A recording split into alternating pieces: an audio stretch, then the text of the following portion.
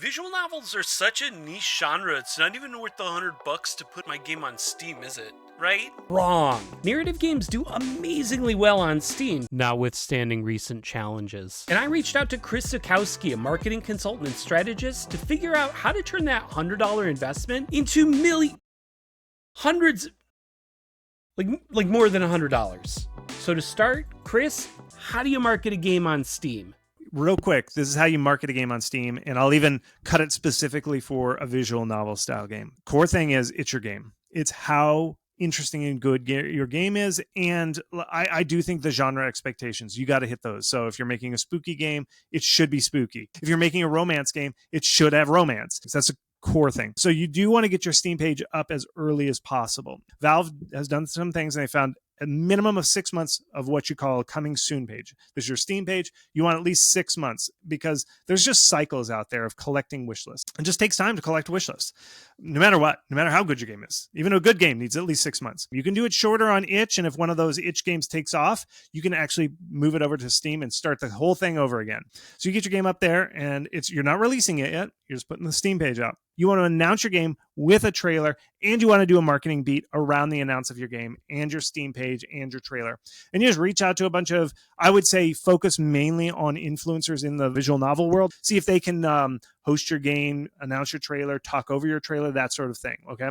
Might hit, might not. But then for the next 6 months, you're racing to get that demo out. And really, folks, I can't emphasize this enough. The new world is you've got to get that demo out playable. So you want a short chunk, I'd say 15 to 20 minutes, 30 minutes if you can. I do think the 15-minute to 30-minute mark is key. And you want to show depth. You've got to have lots of choices, lots of endings, even in your demo, because people will judge you based on that. And you end on a cliffhanger. You get that demo out as soon as possible. I don't know how fast you can get it. Luckily with RenPy, you can get stuff out a little faster. You don't have to program a whole engine. Get that demo out. And that really opens up a lot of marketing channels. This is why you do the demo, is because VTubers might start covering it, streamers might, and you can enter into festivals. And I have a festival list, howtomarketagame.com/festivals.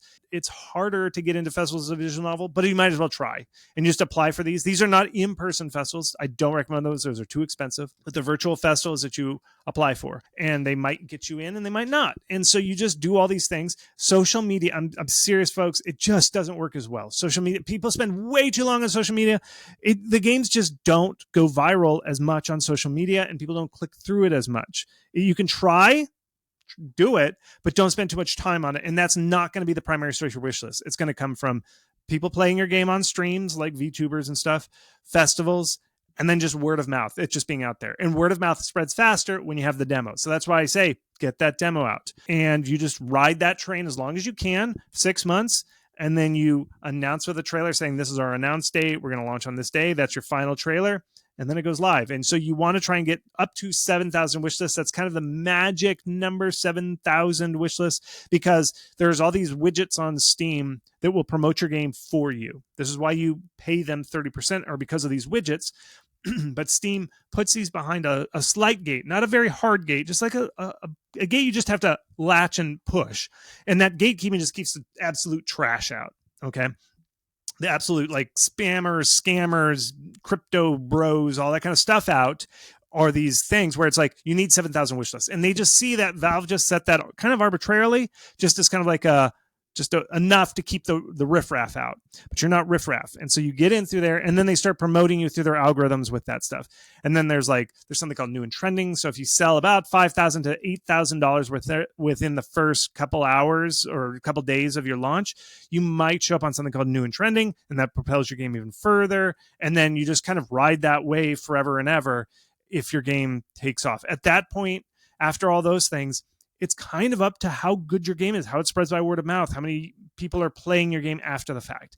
That, in a nutshell, is how you market a game. So you've shown these graphs for the past few years showing the different game genres and how well they do on Steam. And narrative games and visual novels are almost always at the top. What makes some visual novels on Steam succeed and others fail? In general, and this goes for all games, not just visual novels, I'm talking any type of game. And this is, in general, what I find for Steam is you almost can't know it. Your game just has to have that quality that's just fun. It's just got to be, or whatever that need is. It's like a joke. Like, why are some jokes funny and some aren't? Like, we could spend, there's professors of, critical studies that try and break that kind of stuff down.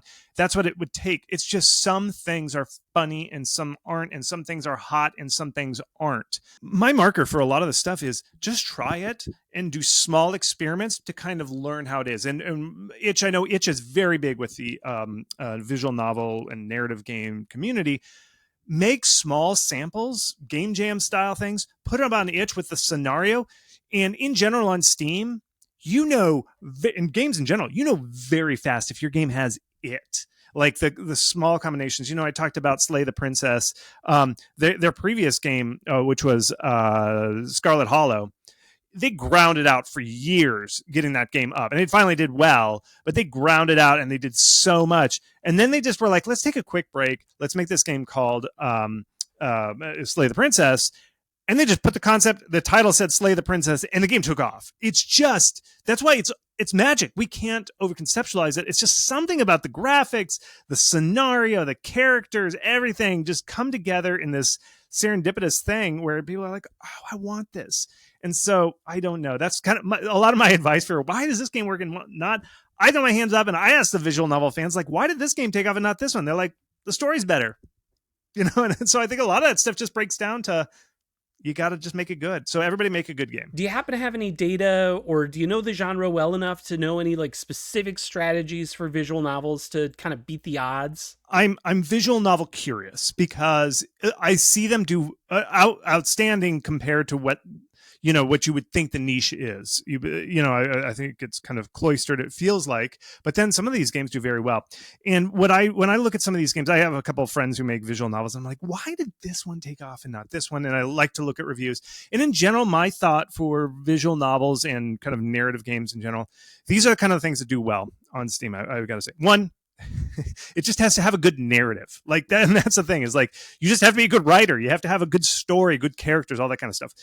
That really matters. And that's one of the things that I find define a visual novel. I know it sounds kind of circular, but I see, you'll see the reviews and they're like, there's the characters that lack depth. There's no twist, or the twist is obvious. You kind of just see the same things you would see if you were reviewing a novel, like a physical book.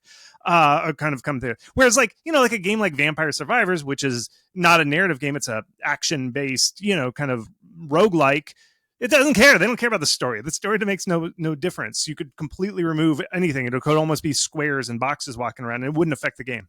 The other thing that I think affects visual novels is what they call choices matter. And I see this a lot. I've seen some games that had a lot of hype going into it, but then I looked at, and they underperformed, and I looked at the reviews, and a lot of people were saying, oh, my choices didn't matter. It was, like a linear story, and there were maybe one or two choices, and the choices that you made did not impact the character. Maybe it turned out like maybe one little cutscene at the very end of the game changed or something, or CG. I do know some of the terms. And so that kind of matters as far as that. Choices matter. Also, very basic things that I see some games get wrong, which is being able to skip dialogue, because I find the fans like to replay the game several times with the different options. And if there's some options that you have to barrel through and you've already done it because it's going to branch further on in the narrative, they want to skip those things. Like, I've already made these choices. Yes, I want to apply this. And then it remembers that and applies right through. So those are some of the things, like just bog standard, what I call anchors. Like, you have to hit these right in the genre. And if you don't hit them right, your game will suffer for it. So those are the big things that I see as Steam fan base is expecting from the visual novel on Steam. Okay, one thing you forgot to mention is it's definitely got to look like anime, right? Like, does your game need to be in an anime style to work as a visual novel on Steam? I'm going to step in it where I say, hey, this is a genre that you can go into, and it violates whatever clear gate-kept section of whatever visual novel it is. This is where I'm probably going to step in it, so bear with me, folks. I mean you the best. I come in peace. Okay. So I find in my analysis, I kind of group, I don't like to use the term visual novel when I do it specifically. And what I do is I call them narrative games. And for instance, I know some games that very popular that were made in Ren'Py. For example, I talked to the folks who make Slay the Princess. They used Ren'Py. I'm pretty sure it's Ren'Py. That is not anime. I mean, you can see there's like the influence, like the eyes are a little bit bigger and they got those like 3 dots. I don't know why anime eyes always have those 3 dots. Anyway, you can see the influence, but they're not pure anime. Visual novels that do well are kind of like, and they're kind of in these broader genres, like cyberpunk, dystopian, futuristic world crossed with a little bit of noir detective stuff. I see that does well, and it's half and half. Sometimes I do see anime style, but other times I just see pure like hand-drawn animation, kind of like that, Slay the Princess. The other ones I typically see are detective. The Root Trees Are Dead. I consider that a narrative game, almost like a visual novel, but there's more detective elements, a little bit more puzzling, but it's a narrative game. These are, it was actually done in an illustrated style, almost representing realistic. And then I group that in the detective category. And it could include something like Ace Attorney, right? I know some of my stuff. That is pure anime, but the kind of detective mystery solving qualities of it, those kind of games do well. And not all of them are pure anime. There's some other ones like Her Story, where you watch the little videos and it's kind of a FMV style. I find those do well. I group that into the narrative. It may not be, this is where I'm going to get some people mad. It might not necessarily be visual novel, but it's more narrative. It's based entirely on the story. So Her Story, some of those games that are FMV detective style games. Root Trees Are Dead kind of falls under that. The other one I see a lot is horror. So this is sometimes anime, sometimes not. And it's usually a relationship or a dark fantasy, but the main character has horns for some reason and a devil tail. Those usually do well. I don't know why, folks. If you're having trouble, throw some horns on your main character, give it a dark spin. That usually does well. They're usually like also tinged with high school, like you're navigating high school, that sort of thing. Then there's pure romance that I find a lot of visual novels that do well on Steam, where it's just, couples getting together, romantic CGs of some kissing and stuff like that. Those tend to be purely anime, more anime style. And then there's others that are all over the place, but you can't quite classify them. But I see a lot of visual novels. There is an anime style. Yes, definitely. That's very important, but not all of them. And again, this is where I'm probably going to get in trouble because they're like, well, that game, Chris is classifying that as a visual novel. That is definitely not a visual novel. So this is where I'm wrong. Tell me I'm wrong. I don't care. But those are what I see as an expansion beyond just pure anime, if you're not familiar with anime or you can't produce that type of style. So most of my viewers are working either like alone or in small teams. So putting their game up on Steam can seem like just a huge investment. How can they see a return on that investment? As an indie, and if you're small, you cannot do some genres. Like RPGs are very popular on Steam. They do well, but if you say you're an RPG, the expectations are huge. You need like 100 hours worth of content. This huge game, and there's so many systems, narrative systems, world explorations. It's outrageous how much content you have to create. And you as a small indie, especially if it's your first game, cannot possibly make an RPG in a time that's practical. You just can't. But if you're the reason people like RPGs for several reasons, but if you're the type of fan who loves the lore, the story building, the characterization, all that stuff, the narrative side of the RPG, that's what you like, forget the RPG. Make a narrative game. You can slough off all that stuff and make a game that's actually possible. In these visual novels like Killer Chat and stuff, they are at the scale that a small team of one person or a handful of people can actually accomplish, because the expectations are a little bit lower. And that's not a bad thing. It just means like you don't have to have full animation. You don't need 100 hours of content, and you can focus 100% on making a good story. But learn the community, play a lot of the games, because like I said, in my limited, and everybody in the comments can yell at how little I know, but what I see when I try and analyze visual novels that work, they do slot into those genres. Like the spooky horror genre does very well. And not just horror games, but I mean, like Killer Chat is a perfect example where it's not scary, so to say, but it's covering spooky themes. It's there's dark. It usually involves somebody with horns. All these kind of things are good. Then there's a detective, and then there's kind of this high school romance. it's very the genres that are possible within the narrative scheme and detective stories. I don't know if I mentioned this. You don't have that many avenues, and I find games that do poorly, they try and go off on their own, and it sounds weird, but they go off and they do some narrative that doesn't fit into any of those that I listed, and then they're like, why didn't my game take off? It really has to kind of conform to those genres, but you can create a great story that still conforms to that genres. And I think that's one of the learnings that a lot of people mistake. They think, oh, it's narrative, I can do whatever kind of narrative I want. No, you kind of have to hit these key subgenres of the narrative world. And usually the first game, you go off in the wilderness and you do your own genre that conforms to none of those. And then if you're lucky, you come back a second time or a third time, and then you're like, you know what? I'm going to make a girl with horns, and it's going to be a great story about romance, and all this kind of stuff. Then you nail the genre, and then you create a story within those kind of confines. And that's my general advice to people from somebody who doesn't know this genre. I'll be sure. But looking at them, they really do. They slot into like 4 or 5 smaller genres is the general advice I'd give. Okay, but they're still competing with like AAA games on that same platform. How can small games still succeed under those conditions? Well, you don't need to make much money. That's the big one. So every year I survey games that earned 1,000 reviews. And the reason I do that is it not exactly, but it kind of correlates with sales. And I find that once a game that usually maps somewhere around 150 to 250,000 gross revenue. That is the amount of money where Steam, the Valve, will start giving you extra promotional opportunities, and you can phone up Steam and say, hey, I want to get a daily deal or something like that, or please feature us at the top of this sale, and Valve will say, sure, you've made a lot of money, but it's about 150 to $250,000. That's what I kind of see. It's fuzzy. It's not exact, but it's somewhere in that range. And so, I mean, 125,000, I'd love it. If you just send me 125,000, that's great, but please do. But for a team working on years, or hopefully not years, but a couple months, that is not that sustainable. That money goes fast with taxes and all kinds of other expenses and stuff. It's easier to shorten your development time and shorten your scale than it is to make up that much money. And so I find smaller teams can move more quickly, they can ship games faster, and the hits don't have to be as big. And although I said, yes, it's a growing marketplace with narrative games, they don't make huge amounts of money. The community that plays narrative games are very omnivorous. They play a lot of them, but it's not a huge audience. And so there are exceptions out there, but most of these narrative games aren't mega $1 million sellers. It benefits teams that can ship quickly, ship a lot of games.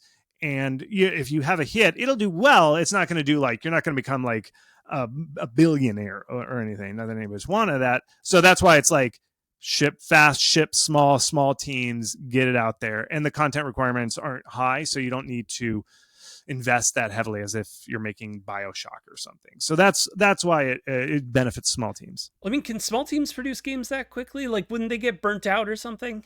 A lot of the people that I see burn out in visual novels is they spend years thinking their game has to be perfect, and they keep adding all this AAA level of polish, but it goes nowhere because the core story wasn't good. If they had just spent that 4 years making this one game and instead made 8 games because they made one every 6 months, they'd be much further ahead, and it'd be a much better result in the end. Quality and scale and massive AAA quality stuff is not valued as much as other genres. You can have a very simple presentation of your game, but if the story and the characters are good, it can go far. Don't think quality, and I mean that in a nice way, this overarching like polish is as important as a good story and character. What makes marketing visual novels different from marketing other types of games? I don't think most people follow indie game developers like we do musicians or actors or something, except for visual novels. I think visual novels do have that authorship where people will follow you because whether you're the voice actor or the writer, I do think there's a stronger current of that. And so that benefits either having a built-in audience or releasing a lot of games and taking that following with you, as long as you stick within visual novels. A lot of visual novels, and it's not necessary for everybody, but a lot of people will have voice acting in their game. And a big marketing avenue is the voice actors that they hire are kind of well known within. If you hire a voice actor who's known within the community with other games, just that voice actor saying, hey, I'm doing a voice in this game will benefit you because there are fans of that voice actor and they'll play whatever that voice actor is in. So that's another avenue, is based on voice acting. And so I know that back to Slay the Spire, they did very well because they had a very important voice actor who also had a podcast, and through that, their fan base, they got through it. So I find, if anything I could say, is visual novels and narrative games, the personalities, the individual person, whether it's the author or the voice actor or the friends that they have in the communities, are very important. So it's a much more personal marketing, I would say. Okay, so it sounds like reaching out to community is like way more important than for other genres. I find that visual novels spread much more by word of mouth. It's much tighter community, and they have, like you said, there's discords and forums and all these I don't even know where they are. This is where the limit of my knowledge is. I don't know where they are, but I find they just spread. And I'm like, well, what influencer played it? And it's like nobody. It's just like there was this one guy, and he runs this forum that's very important in the visual novel community, and he liked the game, and he put out this one TikTok about it, and it just took off from there. And it's not a single moment. It's a much more word of mouth. And so that's why I think, I haven't proven this, but my theory is that these very passionate communities that are a little bit underground, they spread much more on word of mouth. And it's like that's why I think a demo is so important for a visual novel. If you look at some of the most important visual novels that I'm aware of, like a Doki Doki Literature Club, they always started out free, and then they kind of spread like word of mouth, and then they later add monetization. And I think that's just how they spread. So that's why I think a demo is important. So I think you need to understand that, and this is where I don't take my own advice, but I'm not marketing one of these, is really understand the community, understand who the players are, who the taste makers are in your genre. Join the right forums. Don't spam the forums. Just be respectful in there and understand where these pathways are of sharing, and just make something, and it'll spread within those. And if it's not spreading, there's something about the game that just needs to be improved. And I think they just kind of spread by word of mouth. And that's what I think is so important for visual novels, is you really have to be invested in the community, and not in an exploitative way where it's like, oh, I'm just going to go spam all these discords. No, you have to be part of it. And I think that's very important. There's a couple other very sub-genre communities that are similar to that. And I think visual novel falls under that. Narrative visual novel falls into that category. So in every Steam page guide, they kind of tell you to show off a whole bunch of gameplay, but that's not really doable with a lot of visual novels because they might just not have gameplay. What should they be showing off instead? Yeah, it is very specific because of the type of genre it is, where you can't show gameplay. Like I always say, gameplay. But what I would say is when you're marketing the visual novel, I think you got to do at least a little bit of the character. Here's the thing: is like whenever you're making a Steam page, I always say don't do the lore. And I still agree, even for a visual novel, you don't want to do lore. You don't want to do a lore dump. You want to, what I call, make the scenario. So it's like, what is the main character? And again, I keep going back to Slay the Princess, but I think they nailed it. And they were one of the most successful kind of narrative games recently, where it's like, what's the scenario? There's a princess. Do you slay her? And then there's something spooky going on. And so you've just set up, and she's like in a cabin. And I think I can't remember off the top of my head, but the short description is like, there's the princess, you must slay her. And then that, just enough of that hint expands the whole scenario, and you just know everything about it. And so what I would say is, like this killer chat too, you just kind of look at these scenarios, and it's like, you got a main character, a scenario, like what is the risk, the reward here, what is going on, and then you just let that fester in people's imaginations. And you don't have to do the lore dump of like, well, her third uncle is the Lord of Higginbotham, and all this stuff. It's just, you're setting up the scene, and then you let that play out. And then the other thing that I would say for visual novels that is important, and a lot of people get worried about this, is I do think you need a demo. And I think you should show some of your gameplay, because most people don't understand, and this goes for all genres, not just visual novels. It's not until they play the game that they understand they want it. There's a very slim number of games that can just get all this visibility just by showing like a tweet or something, or like a GIF. Very, very few games can do well that. You just need to show gameplay by making a demo. So I even for, we can get into it if you want, even for visual novels that sometimes are semi-linear, I think you need to give the demo. Just give it to them. All right, what exactly should go in a visual novel demo? I think you need to show the promise.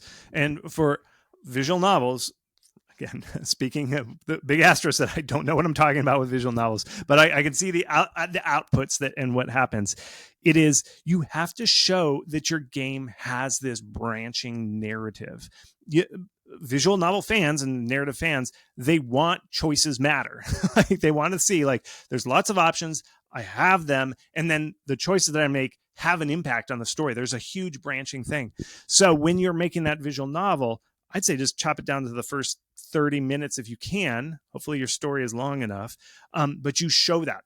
Lots of options, lots of endings, even within your short demo, and they end on a cliffhanger. And this is where I think a lot of people who are narrative fans, they ask me, they're like, Chris, you said a demo. This is terrible. Like, we're narrative, somewhat linear. How could we do a demo? And it's like, you guys have it easy.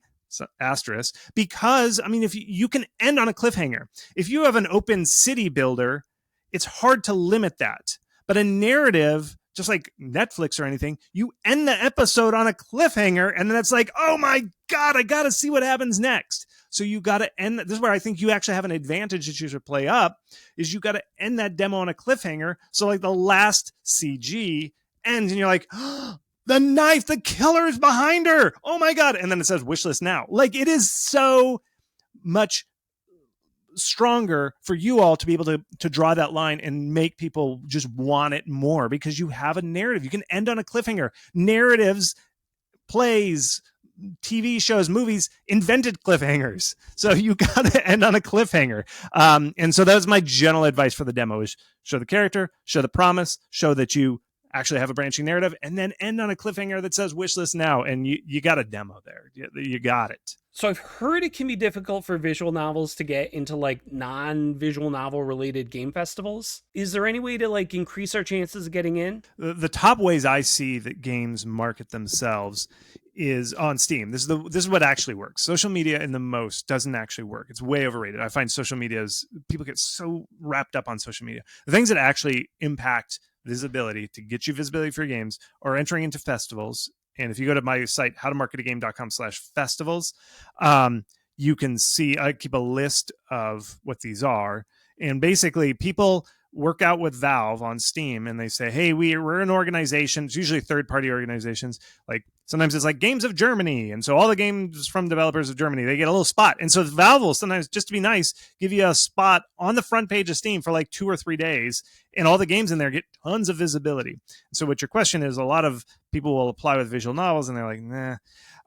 And that's true. Like, I do see that, because, and it's not just necessarily like, I think it's just people, not really games. I think it's just, if you don't like visual novels, like, I'm not the audience for visual novels, you just don't play them. Whereas I think the other genres, people are more willing to try some other genres, but you have to be a very specific type. So I think visual novels are a very selective audience. And I could see where festival organizers are like, yeah, that's kind of a niche that's not there. So yes, I will be honest, you probably won't get into as many festivals as some of the other games.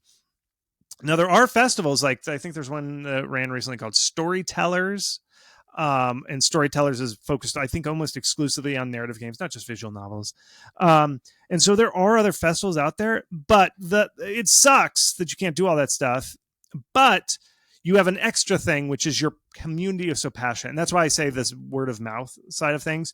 You kind of rely on those currents instead of the front page, festival. So yes, you're not going to get in festivals as well as easily as some other types of games, but there are other avenues for you, and that's more of the word of mouth. So I still recommend you get a demo out, but it's not necessarily because of the festivals. I mean, that's a bit of a downer for a lot of devs listening. This is a long game.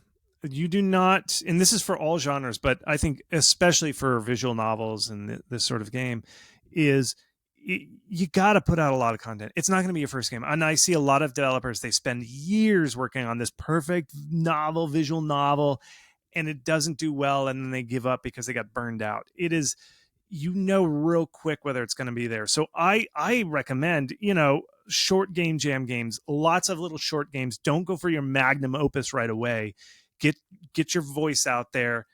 Make a lot of games. These game jams that you're talking about, Spooktober, awesome. Just put a lot of stuff out there, because real fast. And I don't know how many other games you've made, but some games just they just, for whatever reason, I don't know why, they don't take off. And then other ones, it's just like some character and you're like, I don't know. Okay, this is hot now. Let's go. Everybody wants this, so let's do it.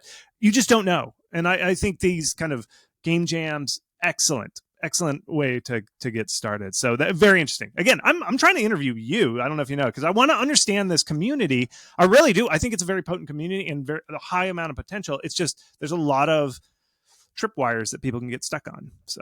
Well, Chris, you could check out this other video of mine to learn a lot more about visual novels. And maybe this one would be to your liking. I think this is just kind of whatever one pops up right here. Ooh, but you can subscribe with that button. You can do that.